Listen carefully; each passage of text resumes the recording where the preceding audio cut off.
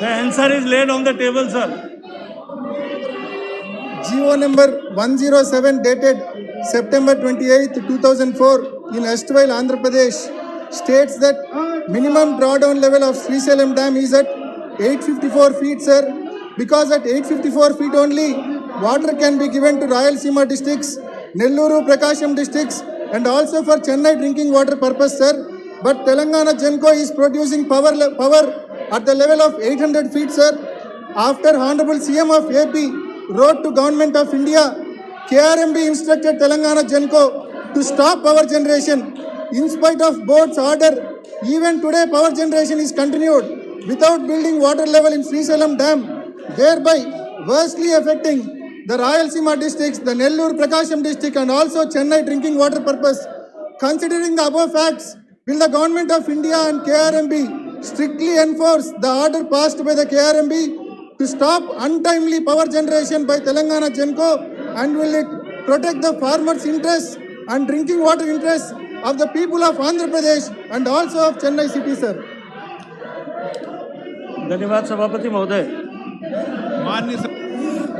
माननीय सदस्य ने जो प्रश्न खड़ा किया है तेलंगाना आंध्र प्रदेश के किसानों, रायलसीमा के किसानों को लेकर के, मैं उससे पूर्णतः सहमत हूँ।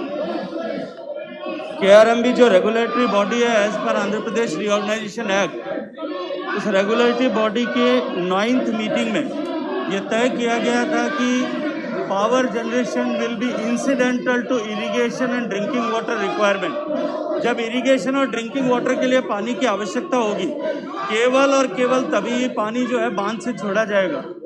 आंध्र प्रदेश के माननीय मुख्यमंत्री जी का पत्र मुझे प्राप्त हुआ था और साथ ही साथ में आंध्र प्रदेश के माननीय मुख्यमंत्री जी ने KRMB के चेयरमैन को भी पत्र लिखा था।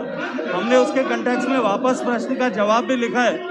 हमने बार बार उनको जो है KRMB के माध्यम से भी और डायरेक्ट जेनको को लिख करके ये कहा गया है कि आप पावर जनरेशन को तुरंत बंद करें, लेकिन बंद करने के बजाय जेनको ने ये लिख दिया है कि अभी हम इसको बंद नहीं कर रहे हैं, फुल स्विंग पे तीनों प्लांट ऑपरेट करने चाहिए। हमने एक बार फिर तेलंगाना सरकार को चिट्ठी लिख करके कहा है कि इसे बंद किया जाना चाहिए।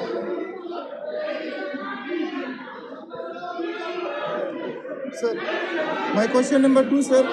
In addition to this illegal and untimely drawal of water, Telangana government is constructing Palamuru Rangareddy lift irrigation scheme without any permission from CWC or KRMB and without getting environmental clearance. In disguise of drinking water project, they are constructing massive lift irrigation project which will pump 90 TMC of water every year at the level of 800 feet from Srisailam Dam, sir, through power generation from left bank and through Palamuru Rangareddy lift, Kalvakurti lift, Dindi and SLBC tunnel scheme. The Telangana government will be able to draw or consume 8 TMCs of water per day at the level of 800 feet in Srisailam Dam, sir. Sir, if Palamuru Rangareddy lift irrigation scheme is completed, then the Ayakat of SRBC, Teluganga, KC Canal, GNSS, HNSS, Veligonda and also the drinking water needs of the Andhra Pradesh and Chennai will be at very high risk, as the minimum level to give water to the AP projects is 854 feet except for GNSS which is at 834 feet.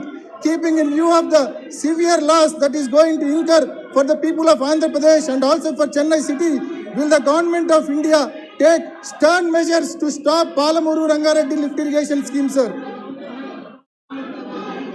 माननीय अध्यक्ष महोदय, interstate basis पर बने जो राज्यों के हितों की रक्षा करने के लिए देश के संविधान और इंटरस्टेट बेसिन एक्ट में जिस तरह का प्रावधान किया, उस प्रावधान के अनुरूप आंध्र प्रदेश रीऑर्गेनाइजेशन एक्ट में भी दोनों राज्यों के कृष्णा और गोदावरी दोनों नदियों पर बने हुए प्रोजेक्ट्स के ऊपर दोनों राज्यों के इंटरेस्ट को प्रोटेक्ट करने के लिए KRMB और GRMB Krishna river management board and Godavari river management board का गठन किया गया था।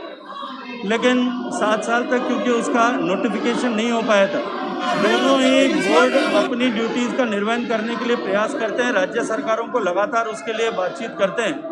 हमें इस व्यवस्था को और अधिक सुचारू करने के लिए हमने हाल ही में दोनों बोर्ड्स के जुरिस्डिक्शन को नोटिफाई कर दिया है। उस नोटिफिकेशन के बाद में जो है बोर्ड की शक्तियाँ और बढ़ेंगे और निश्चित रूप से आने वाले समय में हम इस तरह की परिस्थितियों को रोक पाएंगे।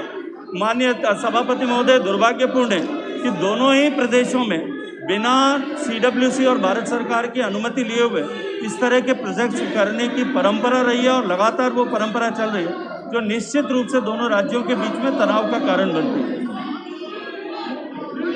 Question number 42 Basant Kumar Panda.